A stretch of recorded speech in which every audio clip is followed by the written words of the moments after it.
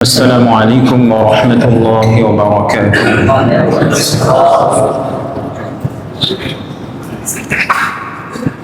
الحمد لله رب العالمين، والعاقبة للمتقين، والصلاة والسلام على سيد المرسلين وعلى آله وأصحابه أجمعين. أما بعد، فقد قال الله تعالى في القرآن الكريم: أعوذ بالله من الشيطان الرجيم، بسم الله الرحمن الرحيم. إنما المؤمنون إخوة فأصلحوا بين أخويكم واتقوا الله لعلكم ترحمون.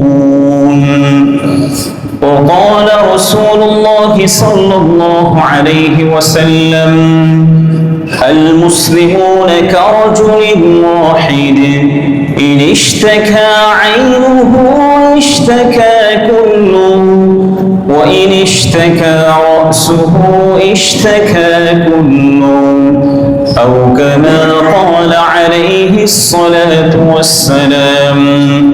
وقال الله تعالى في شان حبيبه: إن الله وملائكته يصلون على النبي، يا أيها الذين آمنوا صلوا عليه وسلموا تسليما.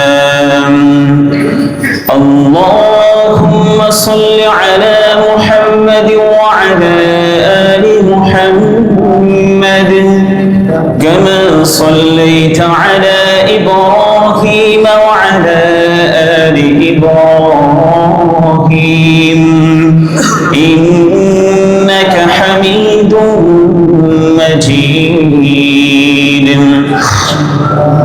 اللهم بارك على محمد وعلى آل محمد، كما باركت على إبراهيم وعلى آل إبراهيم إنك حميد مجيد।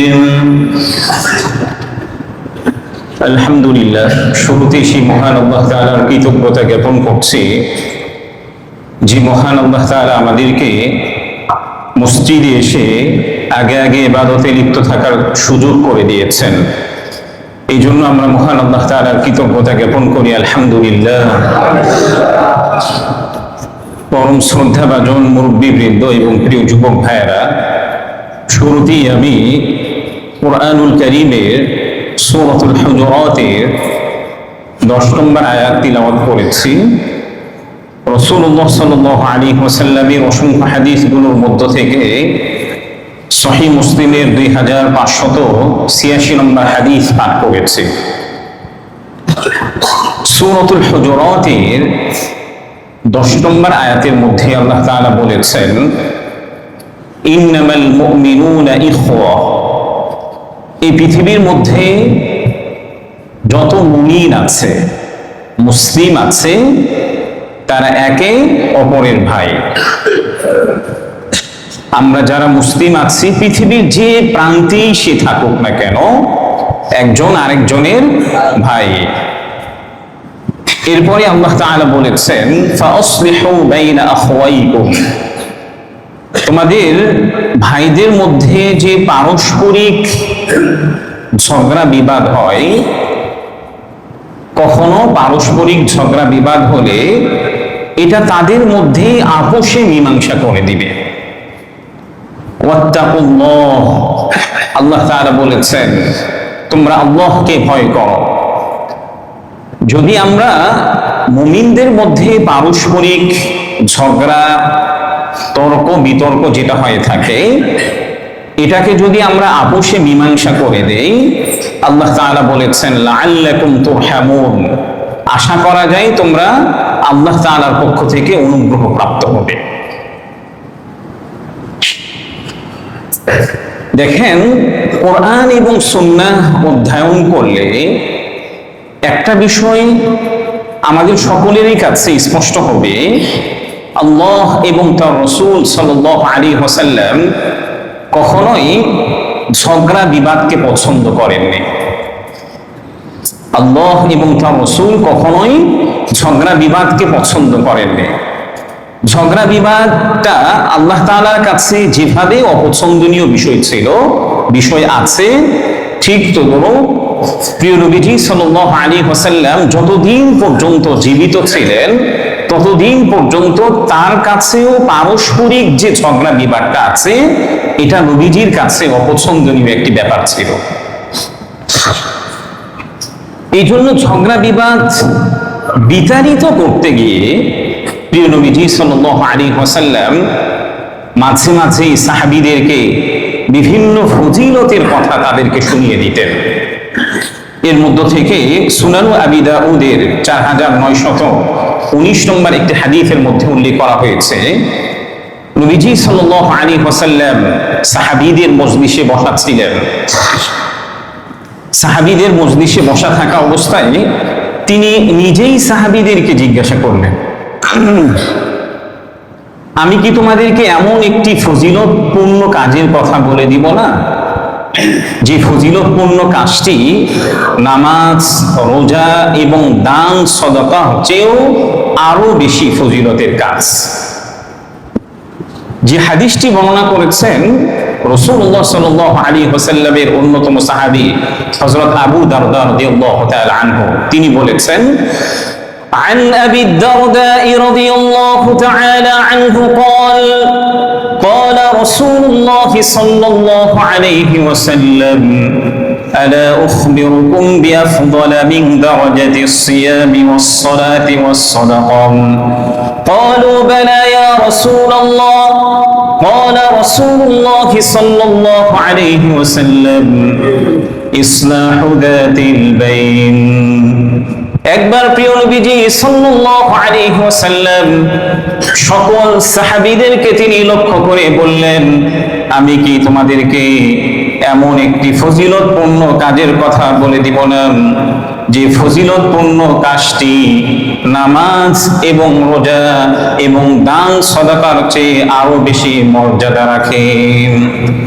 সাহাবায়ে কেরাম রাদিয়াল্লাহু তাআলা আনহুম বললেন, অবশ্যই ইয়া রাসূলুল্লাহ, ইয়া হাবিবাল্লাহ, আমাদেরকে সেই ফজিলতপূর্ণ কাজের কথা বলে দিন। তখন নবীজি সাল্লাল্লাহু আলাইহি ওয়াসাল্লাম বললেন, তোমাদের পরস্পরের যে ঝগড়া বিবাদ আছে, এটাকে যদি তোমরা মীমাংসা করে দাও, তাহলে এই কাজটি নামাজ, রোজা এবং দান সদকার চেয়েও আরো বেশি আল্লাহ তাআলার কাছে মর্যাদা রাখে। এরপরে প্রিয় নবীজি সাল্লাল্লাহু আলাইহি ওয়াসাল্লাম বলেছেন, ঝগড়া বিবাদ, পারস্পরিক যে ঝগড়া বিবাদ আছে, এটাকে দূর করে দেওয়া অনেক বড় মর্যাদার একটি কাজ। কিন্তু কোন ব্যক্তি যদি পরস্পরের মধ্যে যদি ঝগড়া বিবাদ লাগিয়ে দেয়, এটা একজন ব্যক্তির জন্য ধ্বংসের অন্যতম একটি কারণ। এই জন্য উলামায়ে কেরামগণ বলেছেন, পারস্পরিক যে ঝগড়া বিবাদ আছে, হিংসা বিদ্বেষ আছে এবং পারস্পরিক যে শত্রুতা আছে, এটা মানুষের হৃদয়টাকে বরবাদ করে দেয়, মানুষের হৃদয়টাকে ধ্বংস করে দেয়। একজন ব্যক্তি নামাজ পড়ছেন, রোজা রাখছেন, যাকাত দিচ্ছেন, ইসলামের যতগুলি কল্যাণমূলক খাত আছে সবগুলি কল্যাণমূলক খাতের মধ্যে সে নিজে ইনভলভ আছেন, পাশাপাশি আরেকজনের সঙ্গে ঝগড়ায় লিপ্ত আছেন, আরেকজন পারস্পরিক একজন মুমিন আরেকজন মুমিনের সাথে ঝগড়ায় লিপ্ত আছে, এটাকে আপনি মীমাংসা না করে আরো তাদের সাথে ঝগড়া লাগিয়ে দিচ্ছেন। এগুলি করার দ্বারা ওলামায়ে কেরামগণ বলেছেন ওই ব্যক্তি যতই নামাজ এবং রোজা আদায় করুক না কেন, যাকাত দেখ না কেন, সে কখনোই হৃদয়ের মধ্যে তৃপ্তি পাবে না। আল্লাহ তাআলার পক্ষ থেকে তার উপরে বরকত বর্ষিত হবে না। এই জন্য ঝগড়ার অনিবার্য একটা ফল হচ্ছে পারস্পরিক শত্রুতা তৈরি হয় এবং বিদ্বেষ তৈরি হয়।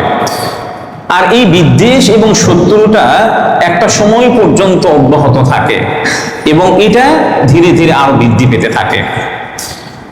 এই জন্য প্রিয় নবীজি সাল্লাল্লাহু আলাইহি ওয়াসাল্লামের আরেকটি হাদিস আছে, যেটি সহিহ মুসলিমের 6438 নম্বর হাদিসের মধ্যে প্রিয় নবীজি সাল্লাল্লাহু আলাইহি ওয়াসাল্লাম বলেছেন, قال رسول الله صلى الله عليه وسلم تفتح أبواب الجنة يوم الاثنين ويوم الخميس فيغفر لكل عبد لا يشرك بالله شيئا إلا رجلا كانت بينه وبين أخيه شحنا فيقال أنذروا هذين حتى يصطلحا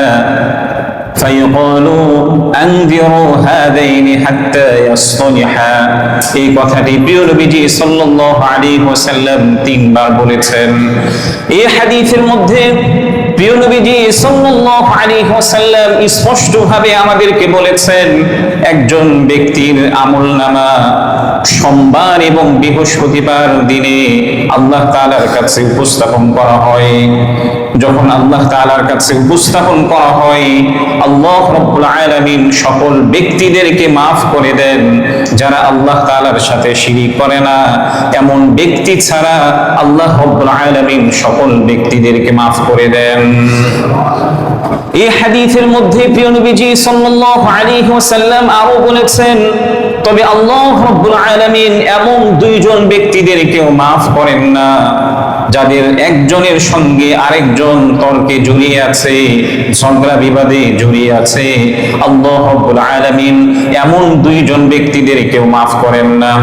আল্লাহ রাব্বুল আলামিন ফেরেশতাদেরকে বলেন, তাদেরকে তোমরা আপন অবস্থায় ছেড়ে দাও যতক্ষণ পর্যন্ত তারা একে অপরের সাথে সম্পর্ক না জোড়াবে, একে অপরের সাথে সম্পর্ক স্থাপন না করবে, ততক্ষণ পর্যন্ত আল্লাহ রাব্বুল আলামিন তাদেরকে মাফ করে দিবেন না। এই হাদিসের মধ্যে প্রিয় নবীজি সাল্লাল্লাহু আলাইহি ওয়াসাল্লাম স্পষ্টভাবে বলেছেন যে একজন ব্যক্তির আমলনামা কোন কোন দিন আল্লাহ তাআলার কাছে পেশ করা হয়, সোমবার এবং বৃহস্পতিবারে। আল্লাহ তাআলার কাছে আমলনামা স্থাপন করার পরে আল্লাহ তাআলা শিরিক ব্যতীত সকল ব্যক্তিদেরকে আল্লাহ তাআলা মাফ করে দেন। তবে এমন ব্যক্তিদেরকেও মাফ করেন না যাদের একজনের সাথে আরেকজন ঝগড়া বিবাদে লিপ্ত আছে। আল্লাহ তাআলা বলেন যে তাদেরকে অপশন দিয়ে দাও, তাদেরকে সুযোগ করে দাও, যতক্ষণ পর্যন্ত তারা একে অপরের সাথে মীমাংসিত না হবে ততক্ষণ পর্যন্ত আল্লাহ তাআলা তাদেরকে মাফ করবেন। এই হাদিসের ব্যাখ্যা করতে গিয়ে ওলামায়ে কেরামগণ বলেছেন, কেন আল্লাহ তাআলা এমন ব্যক্তিদেরকে মাফ করবেন না? আমরা জানি যে লাইলাতুন নিসফি মিন শাবান, যেটাকে আমাদের উপমহাদেশের পরিভাষায় শবে বরাতের রাত্র বলে আমরা আখ্যায়িত করে থাকি, এই রাত্রিতেও আল্লাহ তাআলা সকল ব্যক্তিদেরকে মাফ করে দেন। কিন্তু একজন আরেকজনের সাথে যদি ঝগড়া বিবাদে লিপ্ত থাকে, একজন ব্যক্তি যদি আরেকজনের সাথে বিদ্বেষে লিপ্ত থাকে, আল্লাহ তাআলা এমন ব্যক্তিদেরকেও মাফ করেন না। এর অন্যতম রিজন হচ্ছে, দেখেন ঝগড়া বিবাদ যেটা আছে, এই ঝগড়া বিবাদের মধ্যে যদিও বাহ্যিকভাবে দেখা যাচ্ছে যে আল্লাহ তাআলার সাথে সে শিরিক করে নাই, কিন্তু ঝগড়া বিবাদ, পারস্পরিক বিদ্বেষ এবং হিংসাটা এমন একটা বিষয়, এটা যদি দীর্ঘদিন থাকে একজন ব্যক্তি কুফরের মধ্যেও জড়িয়ে যেতে পারে।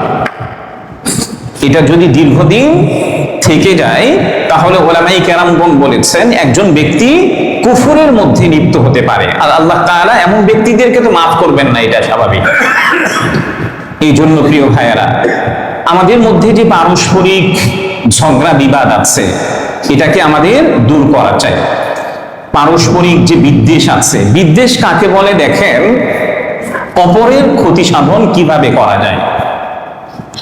একজন ব্যক্তির অনেক উন্নতি হচ্ছে, প্রতিনিয়ত সে ডেভেলপ করছে, ব্যবসা বাণিজ্য সে আর অনেক ভালো করছে, কৃষি ক্ষেত খামার 1 বিঘা জমির মধ্যে 25 মণ 30 মণ ধান হচ্ছে, আরেকজন কৃষকের মাথা নষ্ট। একজন ব্যক্তি প্রতিনিয়ত উন্নত করছে, ব্যবসার পর আরেকটা ব্যবসা সে ধরছে, দেখবেন যে আরেকজন ব্যক্তির কাছে এটা ভালো লাগে না। ইসলামিক পরিভাষায়, শারঈ পরিভাষায় এটাকে বিদ্বেষ বলা হয়। আর যারা এমন বিদ্বেষ পোষণ করেন, আল্লাহ তাআলা এমন ব্যক্তিদেরকে কি করেন না? মাফ করেন না। বিদ্বেষের প্রথম উৎপত্তি স্থল হচ্ছে হিংসা। বিদ্বেষ আসার প্রথম উৎপত্তি স্থল হচ্ছে হিংসা। স্বাভাবিকভাবে হিংসাটা আসে আমাদের হৃদয়ের মধ্যে, এরপর এটা বিদ্বেষ।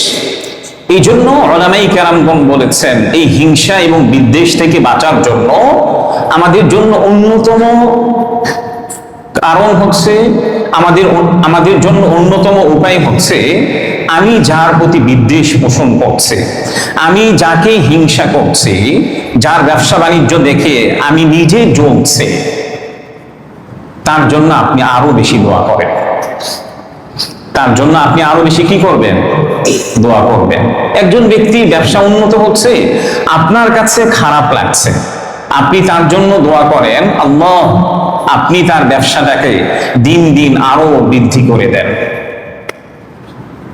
স্বাভাবিকভাবে খতিব সাহেবের মুখ থেকে কথাটা সহজ, কথাটা শ্রবণ করাটা সহজ, কিন্তু একজন ব্যক্তির জন্য দোয়া করাটা এটা অনেক বড় ডিফিকাল্ট কাজ। আপনার নিজের কাছে অস্বস্তি মনে হবে যে আমি আমার শত্রুর জন্য দোয়া করব, এটা কিভাবে পসিবল হতে পারে? কিন্তু আপনি যদি এই কাজটি করতে পারেন, কোন একজন ব্যক্তির একটা গুণ আপনার কাছে ভালো লেগেছে, আপনি মনে করছেন এই গুণটা যদি তার কাছে থাকে সে প্রতিনিয়ত উন্নত করবে, আপনার কাছে খারাপ লাগা শুরু হতে থাকে। এখন এটাকেই ইসলামিক পরিভাষায় হিংসা এবং বিদ্বেষ বলে আখ্যায়িত করা হয়েছে। আপনার কাছে যেটা খারাপ লাগছে, ওই ব্যক্তির জন্য যদি আপনি দোয়া করেন, তাহলে দেখবেন যে অপরের প্রতি যে হিংসা বিদ্বেষ আছে, এটা ধীরে ধীরে আপনার কাছ থেকে বিলুপ্ত হতে থাকবে। প্রিয় নবীজি সাল্লাল্লাহু আলাইহি ওয়াসাল্লামের আরেকটি স্পষ্ট হাদিস আছে, আমি একজন আরেকজনের জন্য কেন দোয়া করব? এর মধ্যে কি আমার জন্য কোনো বেনিফিট নাই? আমার জন্য বেনিফিট আছে। সেই বেনিফিটটা হচ্ছে, আমি যদি অপর ভাইয়ের জন্য দোয়া করি,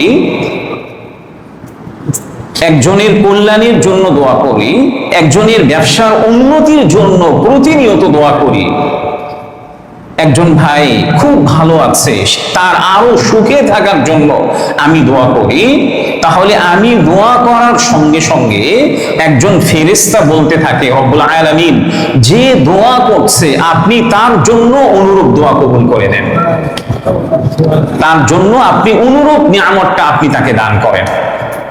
এই জন্য আমি যদি অপর ভাইয়ের জন্য দোয়া করি, আল্লাহ তাআলা এর প্রতিদানটা আমাকেও দিবেন। এর প্রতিদানটা কি করবেন? আমাকেও দিবেন।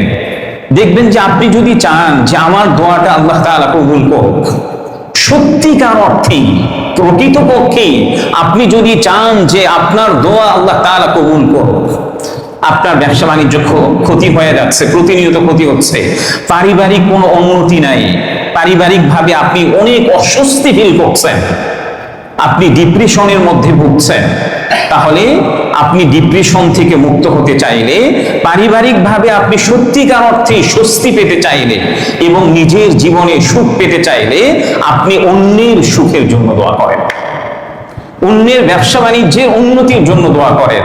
দেখবেন যে আল্লাহ তাআলা শীঘ্রই আল্লাহ তাআলা আপনাকে অবশ্যই সুখময় জীবন দান করবেন। এটা হাদিসের নির্দেশনা, এটা প্রিয় নবীজি সাল্লাল্লাহু আলাইহি ওয়াসাল্লামের মুখ নিঃসৃত বাণী থেকে সাহাবায়ে কেরাম রাদিয়াল্লাহু তাআলা আনহুম বর্ণনা করেছেন। এটা হবেই হবে। আপনি যদি নিজের জীবনের সুখ পেতে চান, পারিবারিকভাবে আপনি মনে করছেন যে আমার দাম্পত্য জীবন আমার সুখময় না, আপনি অন্যের দাম্পত্য জীবন সুখময়ের জন্য দোয়া করেন। আপনি জব পাচ্ছেন না, অনেক অভাবে আছেন, অন্যেরা যেন জব পায় এটার জন্য দোয়া করেন, তাহলে তার পাওয়ার আগেই আপনি পেয়ে যাবেন। নবীজি সাল্লাল্লাহু আলাইহি ওয়াসাল্লামের কথা কখনোই মিথ্যা হতে পারে না। পৃথিবীর সমস্ত কিছু মিথ্যা হতে পারে, কিন্তু আল্লাহ এবং তার রাসূল সাল্লাল্লাহু আলাইহি ওয়াসাল্লামের কথা কখনোই মিথ্যা হতে পারে না। এই জন্য প্রিয় ভাইয়েরা, ওলামায়ে কেরামগণ বলেছেন, আপনি যদি কারো প্রতি বিদ্বেষ পোষণ করেন তাহলে তার জন্য কি করবেন? বেশি বেশি দোয়া করলে এটা আস্তে আস্তে আপনার অন্তর থেকে হিংসা এবং বিদ্বেষ আল্লাহ তাআলা বিলুপ্ত করে দিবেন। প্রিয় নবীজি সাল্লাল্লাহু আলাইহি ওয়াসাল্লামের চরিত্রটা দেখো। আপনারা জানেন প্রিয় নবীজি সাল্লাল্লাহু আলাইহি ওয়াসাল্লাম যখন মক্কায় ছিলেন, মক্কার কাফির এবং মুশরিকরা প্রিয় নবীজি সাল্লাল্লাহু আলাইহি ওয়াসাল্লামের জন্য এমন কোন চেষ্টা করেন নাই যে চেষ্টার মধ্যে প্রিয় নবীজি সাল্লাল্লাহু আলাইহি ওয়াসাল্লামকে হত্যা করার বিষয়টি ছিল না। তারা চাইতেন যে প্রিয় নবী মুহাম্মদ এই পৃথিবী থেকে নিঃশেষ হয়ে যাক। এমনকি মক্কার কাফির এবং মুশরিকরা তারা বিশাল বিগ একটা অ্যানাউন্সমেন্ট দিয়েছিলেন, অনেক বড় একটা ঘোষণা দিয়েছিলেন যে মুহাম্মদকে আমাদের কাছে গ্রেফতার করে এনে দিতে পারবে তাকে আমরা 100 উট পুরস্কৃত করব। তাকে আমরা কি করব? 100 উট পুরস্কৃত করব। 100 উটের দাম জানেন বর্তমান কত টাকা? প্রায় 20 কোটি টাকা। 100 উট বর্তমান কত টাকা? প্রায় 20 কোটি টাকা। আমাদের এই সমাজের মধ্যে মাত্র 500 টাকার জন্য একজন ভাই আরেকজন ভাইয়ের গাড়িতে আগুন লাগিয়ে দেয়। মাত্র 1000 টাকার জন্য একজন ভাই আরেকজনের বাসা ভাঙচুর করে দেয়। অথচ সেই সময়ের মধ্যে মক্কার কাফির এবং মুশরিকরা মুহাম্মদকে গ্রেফতারের জন্য একটা বিগ অ্যানাউন্সমেন্ট দিয়েছিলেন যে মুহাম্মদকে গ্রেফতার করে আমাদের হাতে এনে দিতে পারবে আমরা তাকে 100 উট পুরস্কৃত করব। আমরা তো সবাই উহুদ যুদ্ধের কথা জানি। প্রিয় নবীজি সাল্লাল্লাহু আলাইহি ওয়াসাল্লামকে এমন ভাবে তীর বর্ষণ করা হয়েছিল, বৃষ্টির পানি যেভাবে বর্ষণ করা হয়ে থাকে এভাবে প্রিয় নবীজির উপরে তীর বর্ষণ করা হয়েছিল। এমনকি প্রিয় নবীজি সাল্লাল্লাহু আলাইহি ওয়াসাল্লামের দাঁত মুবারক পর্যন্ত শহীদ করা হয়েছিল।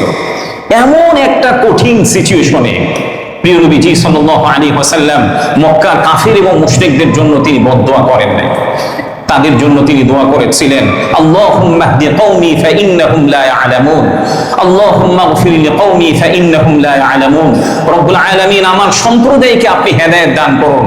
রব্বুল আলামিন আমার সম্প্রদায়কে আপনি মাফ করে দেন, কারণ তারা আমার সম্পর্কে জানে না।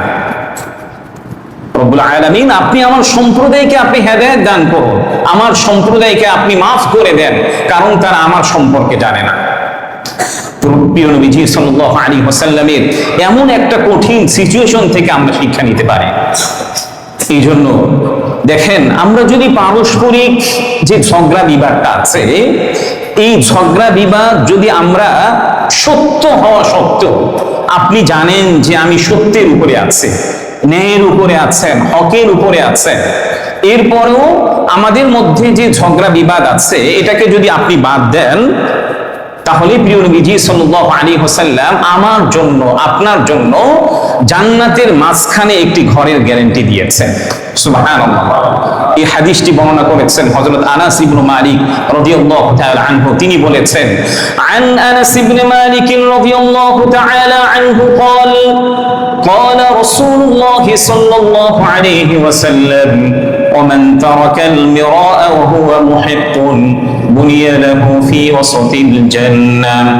হযরত আনাস ইবনে মালিক রাদিয়াল্লাহু তাআলা আনহু থেকে বর্ণিত, প্রিয় নবীজি সাল্লাল্লাহু আলাইহি ওয়াসাল্লাম বলেছেন, যে ব্যক্তি ন্যায়ের উপরে আছে, হকের উপরে আছে, এতদা সত্য যদি অপর ভাইয়ের সঙ্গে ঝগড়া বিবাদ থেকে বিরত থাকে, আল্লাহ রাব্বুল আলামিন জান্নাতের মাঝখানে তার জন্য একটি ঘরের গ্যারান্টি দিয়েছেন।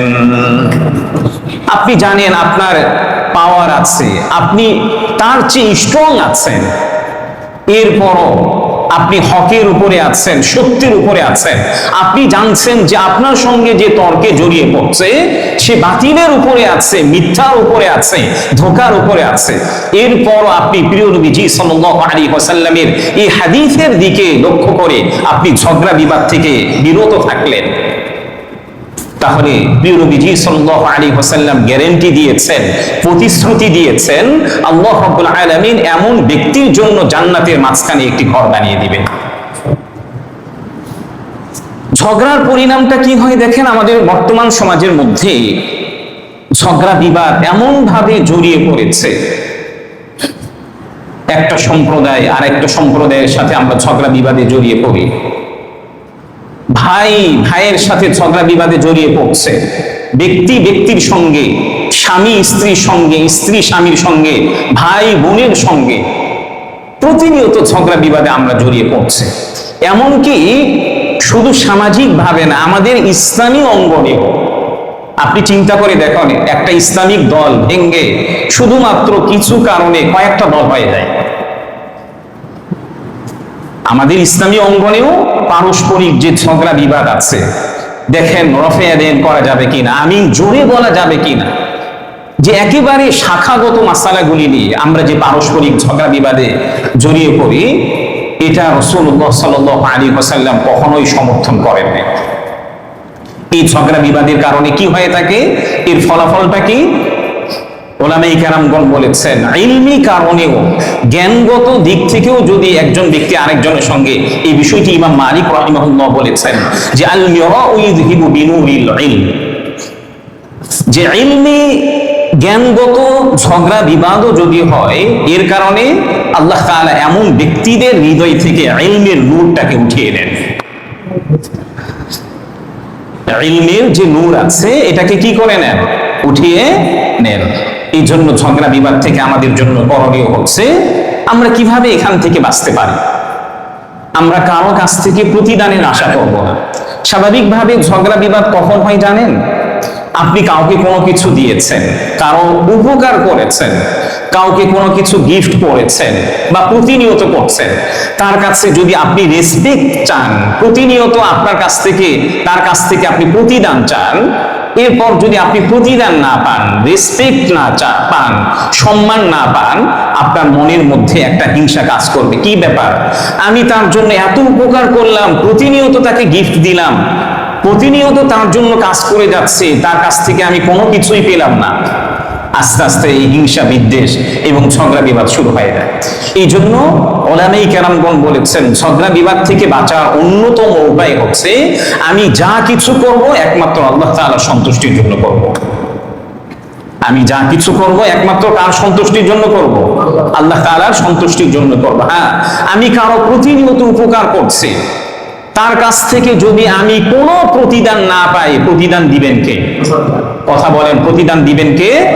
আল্লাহ তাআলা। এই বিষয়টা আমরা খেয়াল করব। আমরা অনেক সময় মনে করি দান সাদাকা করা, অর্থ সম্পদ কাউকে দেওয়া, এটা হচ্ছে সাদাকা।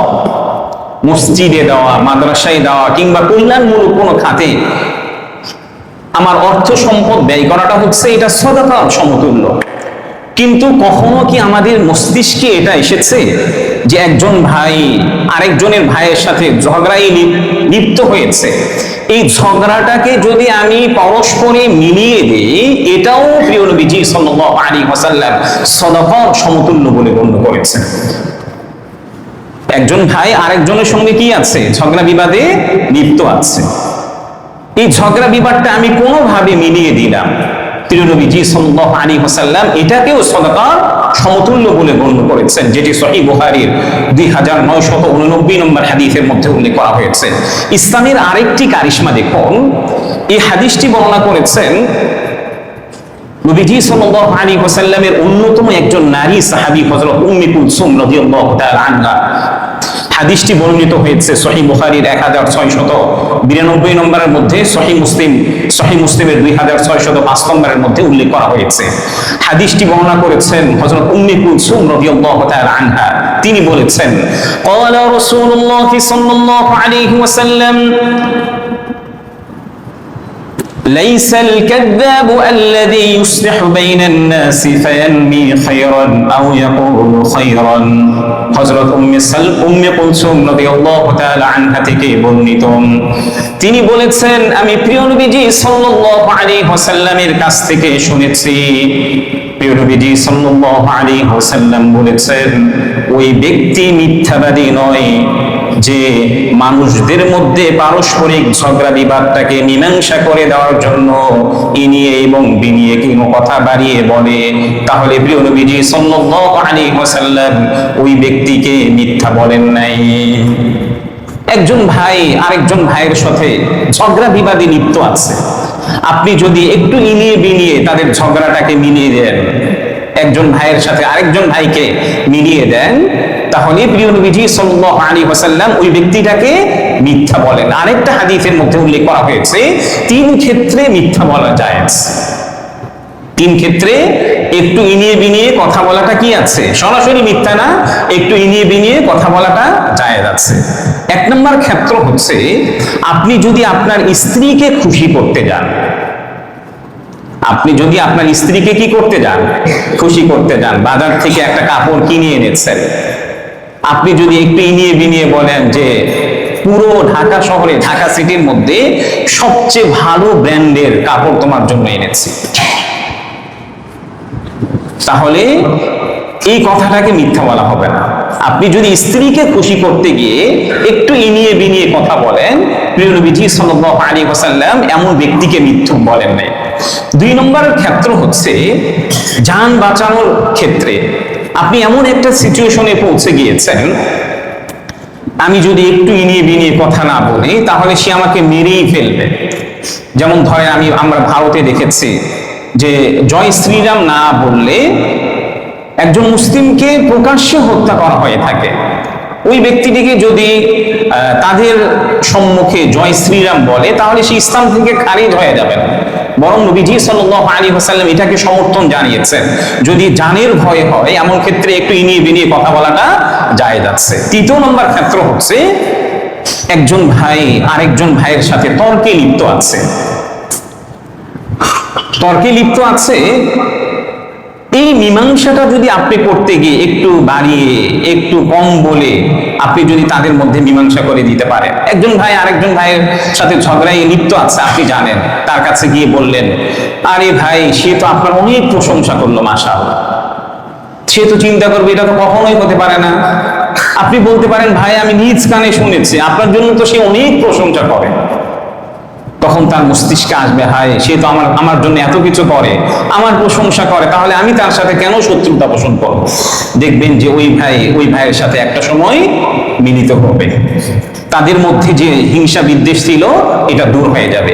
আমি শুরুতেই যে একটা হাদিস, মাঝখানে যে একটা হাদিস বললাম যে ইসলামের কারিশমাটা দেখুন, যে হাদিসটি বর্ণনা করেছেন হযরত উম্মে কুলসুম রাদিয়াল্লাহু তাআলা আনহা, তিনি এমন একজন পিতার সন্তান যে পিতা প্রিয় নবীজি সাল্লাল্লাহু আলাইহি ওয়াসাল্লামের সবচেয়ে বড় শত্রুদের একজন ছিলেন।